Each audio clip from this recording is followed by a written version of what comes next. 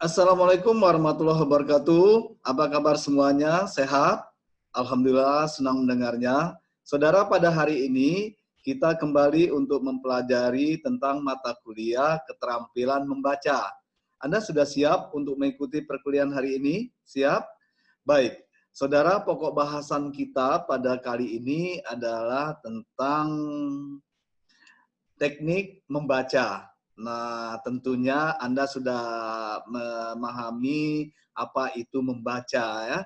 Membaca sebetulnya kan proses menerima pesan, menerima informasi dari teks bacaan yang kita baca. Oleh sebab itu, membaca itu bersifat reseptif. Nah, saudara, untuk memahami isi bacaan ini tentu saja kita membutuhkan teknik membaca yang tepat. Nah, nanti akan kita bahas apa itu teknik membaca dan bagaimana cara menggunakan teknik-teknik membaca tersebut. Nah, jadi jenis-jenis teknik membacanya nanti akan kita bahas satu persatu ya. Saya harap setelah selesai mengikuti perkuliahan ini, Anda mampu memahami tentang konsep teknik membaca dan juga menggunakan teknik membaca itu dengan baik sehingga Anda mampu untuk memahami isi bacaan yang Anda baca. Baik saudara, selanjutnya kita ya bahas ya dengan menggunakan tayangan berikut. Mudah-mudahan ya tayangan ini bisa memperjelas apa yang saya sampaikan. Baik, kita buka dulu ya. Ya, nah saudara, seperti yang saya sampaikan tadi, agar kita mampu memahami isi bacaan dengan baik, tentunya kita harus mampu juga menggunakan teknik-teknik membaca itu. Nah, saudara, teknik membaca itu sendiri sebetulnya cara kita di dalam membaca sehingga kita mampu untuk memahami isi bacaan itu dengan baik. Jadi apa yang disampaikan oleh si penulis dalam teks bacaan kita mampu menafsirkannya, mampu menginterpretasikannya, mampu memaknainya, mampu memahami maksudnya sehingga kita betul-betul jelas apa yang kita inginkan dari si penulisnya. Jadi bisa jadi berupa amanat, berupa berita, informasi yang kita butuhkan dapat kita terima dengan baik. Nah, tentu saja saudara, efisiensi membaca itu akan lebih baik jika informasi yang kita butuhkan itu sebetulnya sudah kita tentukan terlebih dahulu ya. Nah, oleh sebab itu ketika kita mau membaca, sebaiknya kita tentukan dulu informasi yang kita butuhkan. Ya, jadi kita ingin membaca tentang apa misalnya ya, apakah kita mau membaca tentang misalnya itu minat baca, berarti informasi yang kita butuhkan itu seputar tentang minat baca. Nah, seperti itu ya. Nah, kemudian saudara, informasi yang kita butuhkan itu sebetulnya disebut dengan informasi fokus. Nah, apa yang maksud dengan informasi fokus itu? Informasi fokus ini adalah informasi terpenting ya, ataupun hal-hal terpenting yang tentu saja terdapat dalam teks bacaan yang kita baca itu. Nah, kemudian saudara, untuk menemukan informasi fokus itu secara efisien, tentu saja Anda bisa menggunakan beberapa teknik membaca ya. Yang pertama itu Anda bisa menggunakan teknik baca pilih, ini selecting. Kemudian yang kedua, Anda juga bisa menggunakan teknik baca lompat, skipping. Ya. Yang ketiga, Anda juga bisa menggunakan teknik baca layap, skimming. Dan yang keempat, Anda bisa menggunakan teknik baca tatap, scanning. Nah, kemudian saudara, kita bahas satu persatu ya. Sebelumnya saya ingin bertanya pada Anda, apakah Anda sudah pernah menggunakan teknik baca pilih? Pasti ya, pasti Anda sudah pernah menggunakan teknik baca pilih. Jadi saudara, apabila Anda membaca sebuah buku misalnya ya, Anda menggunakan teknik baca pilih, berarti Anda itu membaca sebuah teks bacaan itu dengan cara memilih bahan bacaan dan atau bagian-bagian bacaan yang Anda anggap relevan atau yang Anda anggap bahwa teks tersebut berisi informasi fokus yang sudah Anda tentukan. Nah, jadi misalnya tadi Anda ingin membaca tentang minat baca. Anda ingin memperoleh informasi tentang minat baca. Berarti informasi fokus yang Anda butuhkan itu seputar minat baca. Misalnya itu bagaimana cara meningkatkan minat baca, kemudian faktor-faktor apa saja yang menyebabkan minat baca kita rendah, misalnya, dan lain sebagainya. Nah, kemudian yang kedua, teknik baca lompat. Saudara, teknik baca lompat ini bisa Anda gunakan ketika Anda menemukan bagian atau bagian bacaan yang relevan. Jadi berarti Anda itu bisa melampaui ataupun melompati bagian-bagian lain untuk menemukan bagian-bagian bacaan yang relevan itu. Jadi tidak harus Anda baca setiap bab ataupun setiap paragraf ya. Nah, tapi Anda bisa saja melampaui itu apabila misalnya Anda ingin menemukan minat baca tadi, minat baca itu ada di bab 1, kemudian juga ada di bab 3. Nah, berarti Anda bisa saja melampaui dari bab 1 langsung lompat ke bab 3, tidak perlu membaca bab 2. Nah, seperti itu ya. Begitu juga dengan paragraf. Misalnya minat baca itu adanya di paragraf 2 dan paragraf 4. Berarti paragraf 1-nya tidak perlu Anda baca saja paragraf 2, Anda lompati ya. Kemudian setelah Anda selesai membaca paragraf 2 tadi, Anda bisa melompati atau melampaui paragraf ketiga, Anda langsung membaca tentang minat baca di paragraf keempat. Nah, seperti itu. Kemudian saudara, berikutnya adalah teknik baca layap. Nah, saudara, apabila Anda membaca suatu teks bacaan, Anda bisa menggunakan teknik baca layap ini dengan cara Anda membaca teks itu dengan cepat untuk mengetahui isi umum sebuah teks ataupun suatu bacaan ataupun bagiannya ya. Nah, isi umum yang dimaksud itu bisa jadi adalah informasi fokus, tetapi bisa jadi hanya sebagai dasar untuk menduga apakah bacaan ataupun bagian bacaan yang kita baca itu berisi informasi yang telah kita tentukan. Nah, ini yang perlu Anda pahami, bahwa ketika Anda membaca untuk memahami isi umum dari suatu teks bacaan itu, silakan saja baca dengan kecepatan tinggi ya. Baca dengan cepat, Anda baca layap, begitu nanti apabila Anda menemukan informasi fokusnya, baru nanti Anda bacanya agak lambat ya, agak pelan. Kemudian Anda baca lagi dengan kecepatan tinggi. Setiap ada informasi-informasi umum, bisa saja Anda ya bisa mengetahuinya secara umum lah ya, dengan membaca cepat ini.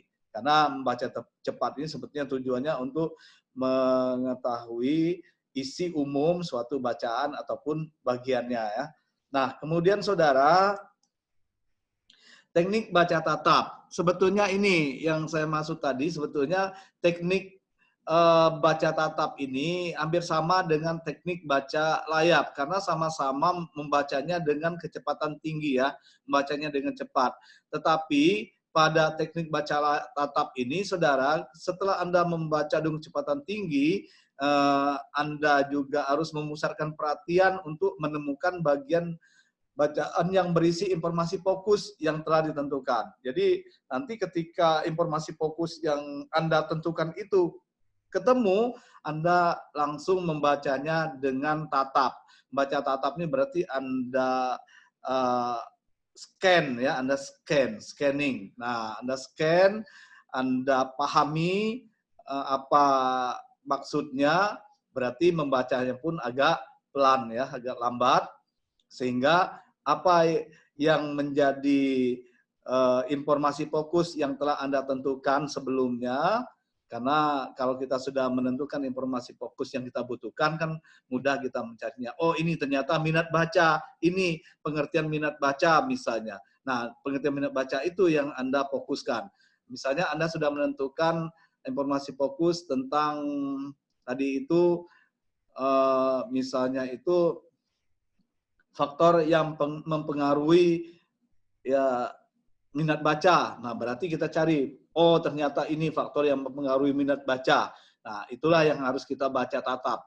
Baca dengan kecepatan rendah tentunya ketika kita menemukan informasi fokus itu ya. Tetapi selagi belum ketemu informasi fokus itu, bacalah dengan kecepatan tinggi. Sama dengan membaca layap. Bedanya, teknik baca layap dan teknik baca tatap ini, saudara, kalau teknik baca layap kita hanya ingin menemukan informasi secara umum saja ya, atau bagian-bagian umum saja dengan kecepatan tinggi kita membacanya, sedangkan teknik baca tatap ini kita ingin menemukan ya informasi yang sudah kita tentukan dengan membaca kecepatan tinggi, dan ketika sudah menemukan informasi yang kita butuhkan itu kita baca dengan kecepatan rendah gitu ya, dan kita tatap, maksudnya itu kita pahami betul maksudnya, karena informasi fokus itu adalah hal yang terpenting ataupun ide pokok dari apa yang kita baca.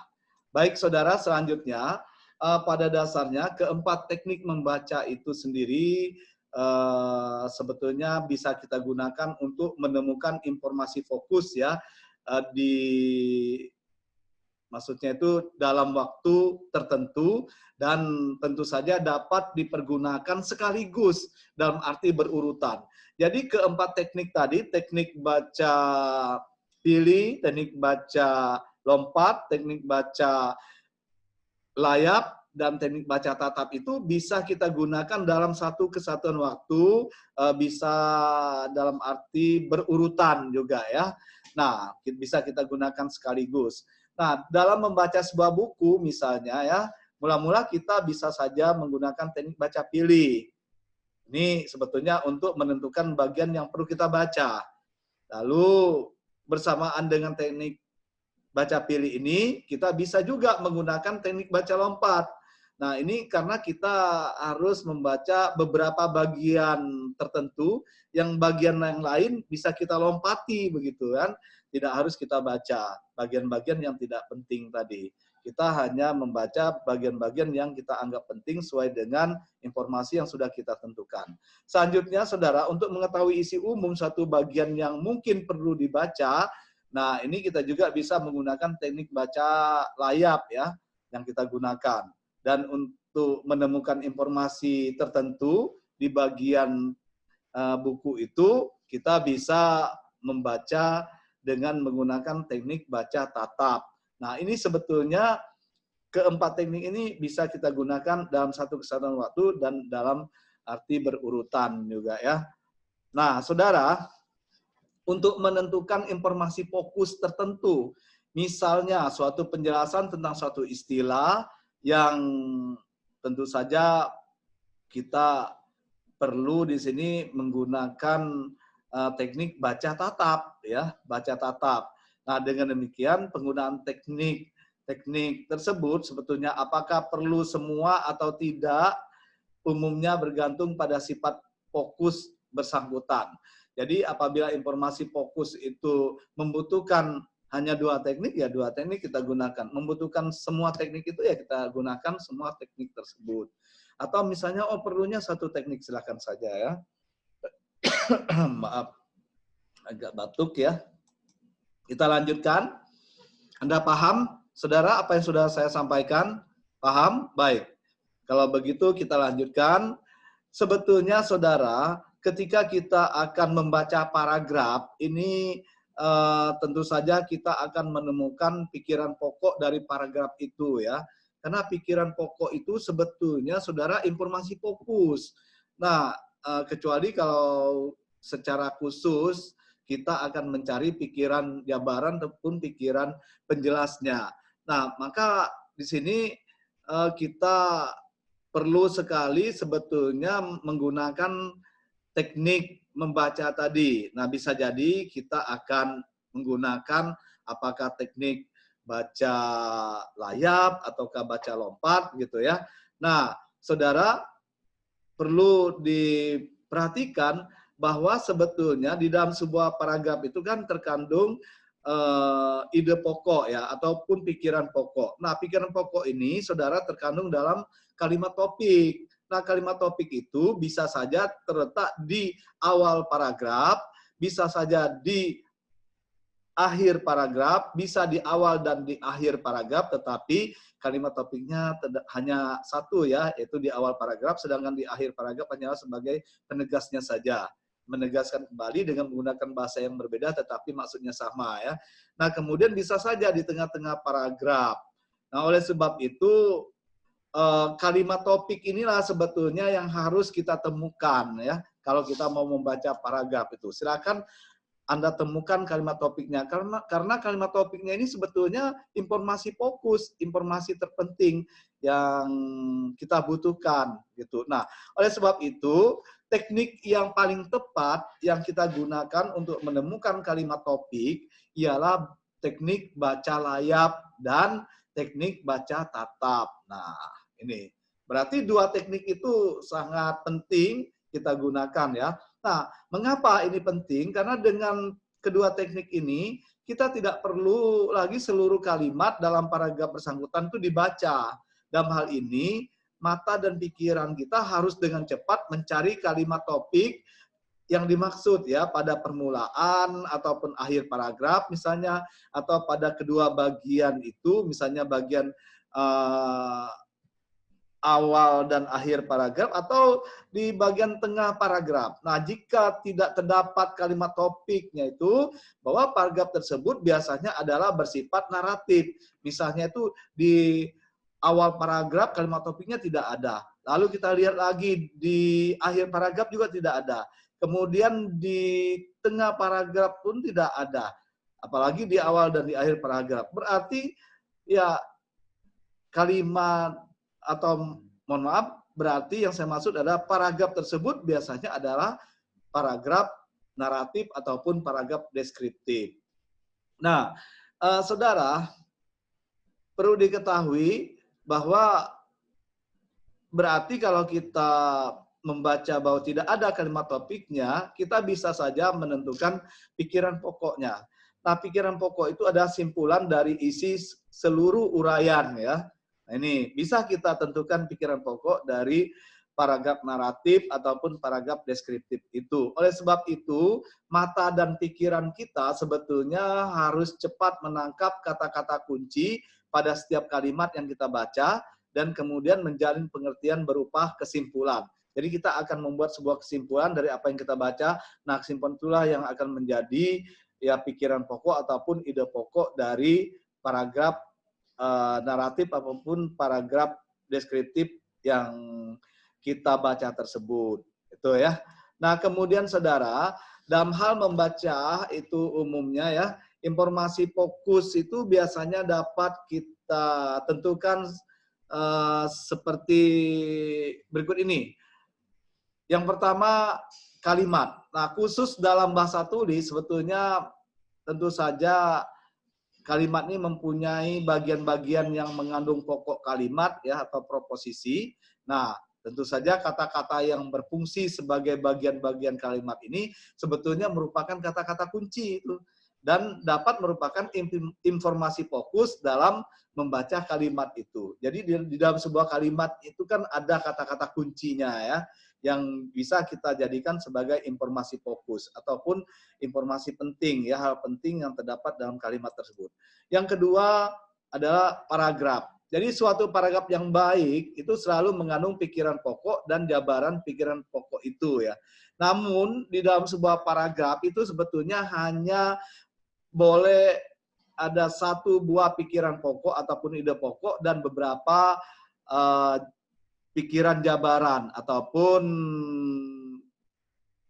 pikir ini ya ataupun apa pikiran beberapa jabaran pikiran pokok maksudnya atau beberapa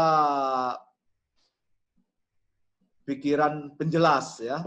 Nah, saudara, pada dasarnya ketika kita mau membaca paragraf, pikiran pokok itu sendiri merupakan informasi fokus utama ya, dan jabaran pikiran pokok itu merupakan informasi fokus pendukung. Nah itu. Jadi di dalam sebuah paragraf itu kan ada pikiran pokok, ada pikiran tambahan sebetulnya. Atau ada ide pokok, ada ide tambahan atau ide penjelas. Nah, pikiran pokok atau ide pokok ini terkandung dalam kalimat topik, sedangkan pikiran tambahan ataupun ide penjelas itu ya terkandung dalam kalimat penjelas atau kalimat tambahan. Nah, perlu diketahui bahwa kalimat topik ini adalah kalimat yang akan dijelaskan oleh kalimat-kalimat penjelas di dalam sebuah paragraf itu. Sedangkan kalimat penjelas itu kalimat yang menjelaskan kalimat topik itu sendiri ya.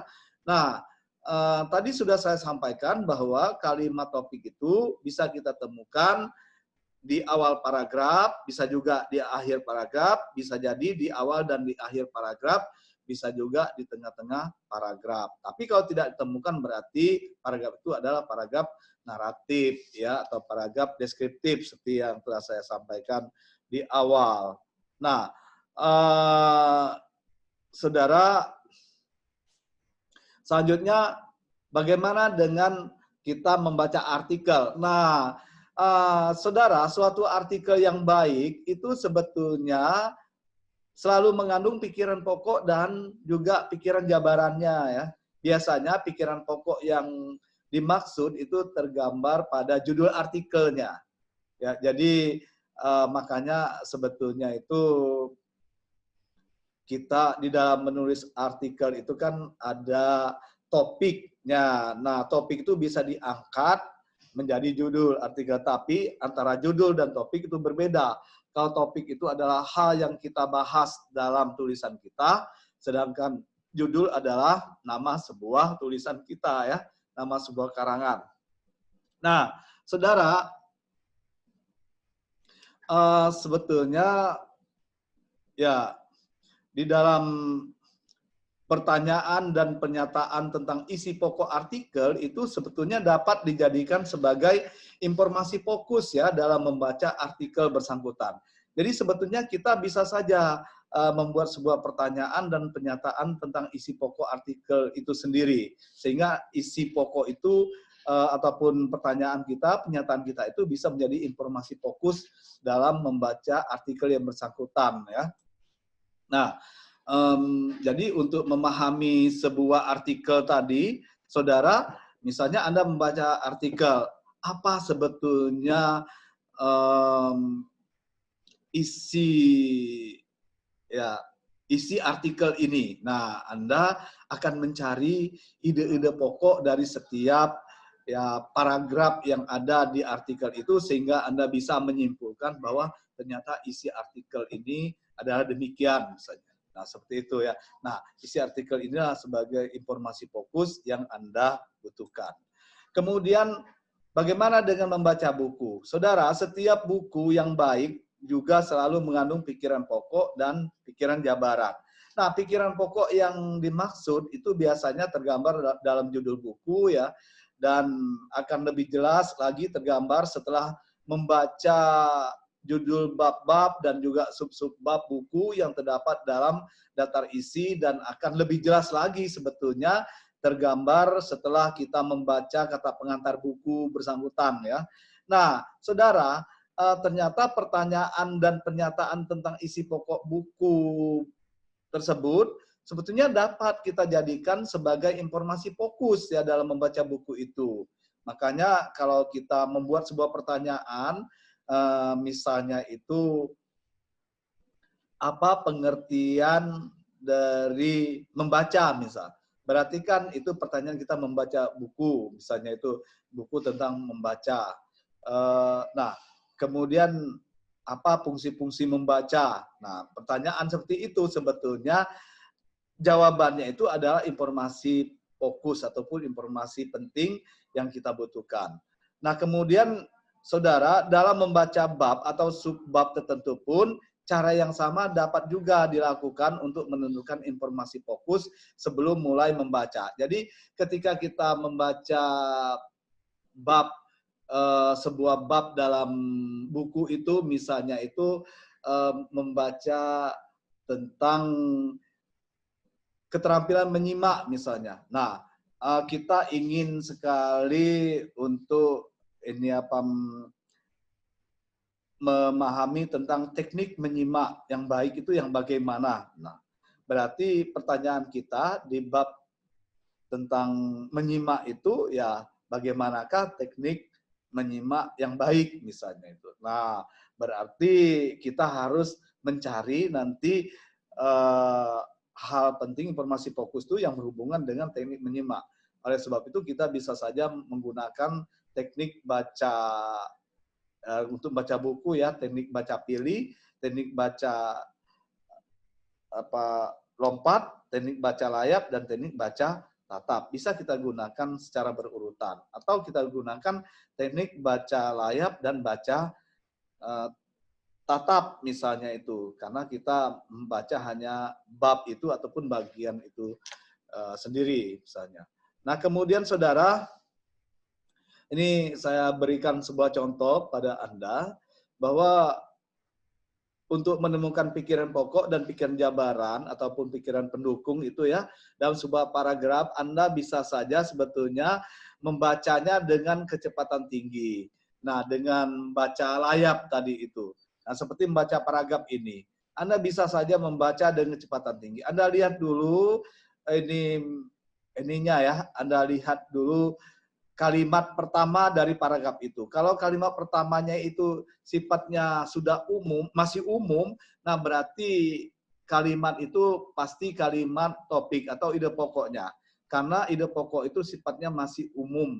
Kalau di dalam sebuah paragraf yang harus dijabarkan oleh ide-ide penjelas ataupun pikiran pendukung tadi, pikiran jabaran. Jadi pikiran pokok itu sifatnya masih umum, masih harus dijabarkan oleh pikiran-pikiran penjelas.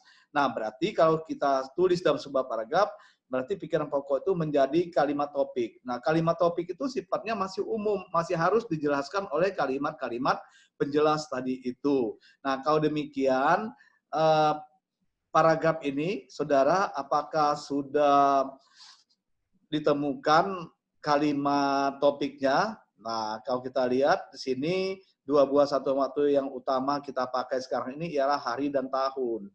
Ini yang lain, coba kita lihat. Nah, ini yang lain sepertinya, saudara, ini Anda menjelaskan tentang kalimat topik ini ya. Oleh sebab itu kita membacanya, kalau kita sudah menemukan kalimat topik ini, kalimat yang lain tidak perlu lagi kita baca sebetulnya. Inilah yang harus kita ambil. Nah, kalau kita masih ragu, kita lihat saja di ini bagian akhir paragraf ini. Kalau memang bagian akhirnya itu sama maksudnya dengan menggunakan bahasa yang berbeda tapi maksudnya sama dengan kalimat topik yang ada di awal paragraf, berarti ya itu paragrafnya menggunakan ya paragraf campuran, berarti kalimat topiknya terletak di awal dan di akhir paragraf. Tetapi kalau ini kan sepertinya tidak sama kan? Nah, kalau begitu kita lihat di tengah. Di tengah pun tidak ada ini yang sifatnya umum. Karena di tengah ini juga menjelaskan tentang kalimat pertama yang ada di awal paragraf ini. Berarti, saudara, kalimat topiknya ataupun pikiran pokoknya ini terdapat di awal paragraf. Nah, coba kita lihat ya. Nah, ini dia. Kita lihat bahwa sebetulnya kalimat topiknya ini adalah dua buah satuan waktu yang utama kita pakai sekarang ini ialah hari dan tahun. Nah, untuk pikiran pokok ataupun ide pokoknya bisa saja kita ringkas menjadi seperti ini ya. Satuan waktu ialah hari dan tahun. Itu pikiran pokoknya, ide pokok yang masih diangan-angan itu di pikiran kita gitu ya. Atau bisa kita tulis dalam konsep, tapi ketika kita kembangkan dalam kalimat topik menjadi seperti ini. Jadi satuan waktu ialah hari dan tahun, kita kembangkan menjadi kalimat topik. dalam sebuah paragraf menjadi dua buah satuan waktu yang utama kita pakai sekarang ini ialah hari dan tahun. Nah, saudara, ini kalimat-kalimat ini, kalimat pertama, kedua, dan ketiga ini merupakan kalimat-kalimat yang menjelaskan kalimat topik ini. Itu. Nah, sementara yang ini pikiran jabaran ataupun pikiran penjelas. Ini yang pertama itu pengukuran waktu berdasarkan gerakan bumi. Lalu yang kedua putaran pada sumbu menentukan hari. Yang ketiga perjalanan keliling matahari menentukan tahun. Ini sebetulnya adalah yang menjelaskan pikiran pokok ini, yang menjabarkan pikiran pokok ini. Kalau ditulis di dalam sebuah paragraf menjadi seperti ini. Itu ya, menjadi seperti misalnya pengukuran waktu berdasarkan gerakan bumi. Nah, pikiran penjelasnya ini ya, kalau menjadi kalimat penjelas menjadi kedua pengukuran waktu itu berasal dari ketentuan yang didasarkan pada gerakan yang dibuat oleh bumi, gitu. Sama saja kan maksudnya, hanya dikembangkan saja. Paham ya? Nah, kemudian saudara, coba Anda perhatikan ya paragraf berikut. Nah, paragraf berikut ini, paragraf kedua. Di sini perhatikan semuanya bahwa kalau kita lihat susah kita menemukan kalimat topiknya. Berarti susah juga kita menemukan ide pokoknya. Nah, kalau tidak ada kalimat topiknya, berarti kalimat ini sebetulnya ya bisa jadi apa ini kalimatnya? Ayo. Semula kita condong pada pendapat bahwa barang-barang, benda-benda itu memang lebih dekat pada kita, lebih mudah dapat dipahami. Nah, kita lihat lagi di sini. Kalau memang sudah kita temukan, berarti ya kalimat topiknya itu menjadi apa tadi? Menjadi pikiran pokoknya ya, karena pikiran pokok itu terkandung dalam kalimat topik.